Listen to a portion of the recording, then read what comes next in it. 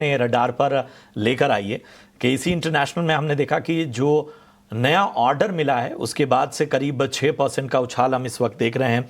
मैं अपने दर्शकों को जानकारी दे दूं कि टीएनडी और केबल सेगमेंट में लगभग 1250 करोड़ रुपए के करीब ऑर्डर केसी इंटरनेशनल को मिला है और उसका एक्शन साफ तौर पर हमें देखने को मिल रहा है। इस वक्त स्टॉक का 5.5% ऊपर, एक वक्त पर 6% तक का उछाल हमें देखने को मिला था। और इसके साथ ही आज आईएक्स को भी जरा अपने रडार पे ले आइए। देखिए अच्छी तेजी देखने को मिल रही है, लगभग 5.5% यहां पर भी आईएक्स में उछाल देखने को मिल रहा है। तो केसी इंटरनेशनल और आईएक्स, सचिन क्या राय बन रही है?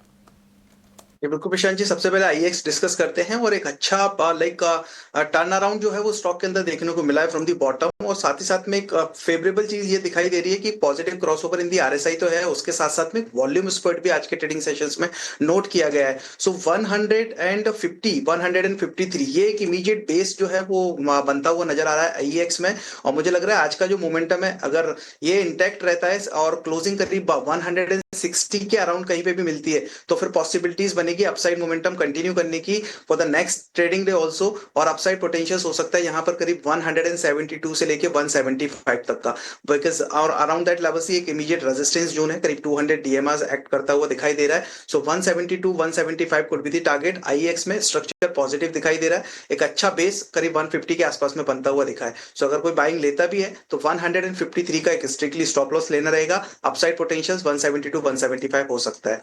दूसरा हम बात कर रहे हैं केईसी की, तो केईसी में भी एक अच्छे सेटअप्स बनते हुए दिखे।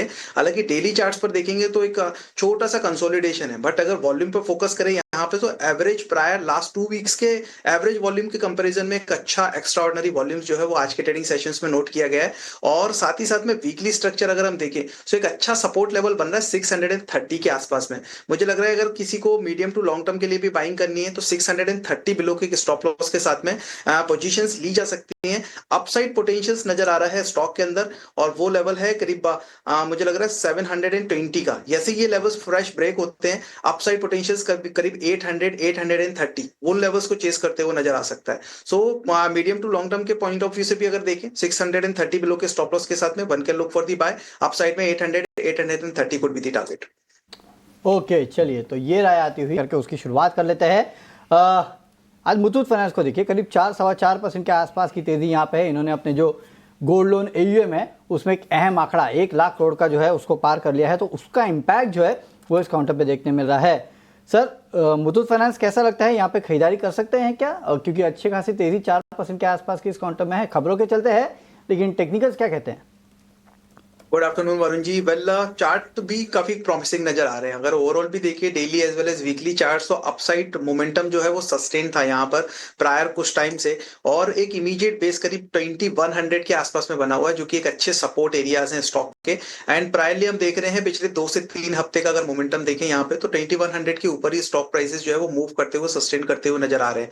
हालांकि अभी के लिए ऊपर में एक इमीडिएट हर्डल आ रहा है विच इज नियर अराउंड करीब 2320 के आसपास में है, और वही एक इमीडिएट रेजिस्टेंस बना हुआ है। जैसे ये प्रायर स्विंग हाइस 2330 के ब्रेक होते हैं, फर्दर अपवर्ड मोमेंटम करीब 2450 तक के लिए कंटिन्यू होता हुआ नजर आ सकता है। ओवरऑल ट्रेंड यहाँ पर पॉजिटिव साइड में बना हुआ है, और आज जिस तरीके की तेजी है काफी लाइक पॉजिटिव साइड में मूव मुझे लगता है कमिंग डेज में देखने को मिलना चाहिए, बिकॉज का वॉल्यूम्स काफी अच्छे देखने को मिले। एक अच्छा वॉल्यूम स्पॉट आज के ट्रेडिंग सेशंस में देखने को मिला है। So along with the volumes ये मोमेंटम कंटिन्यू होता हुआ नजर आ रहा है।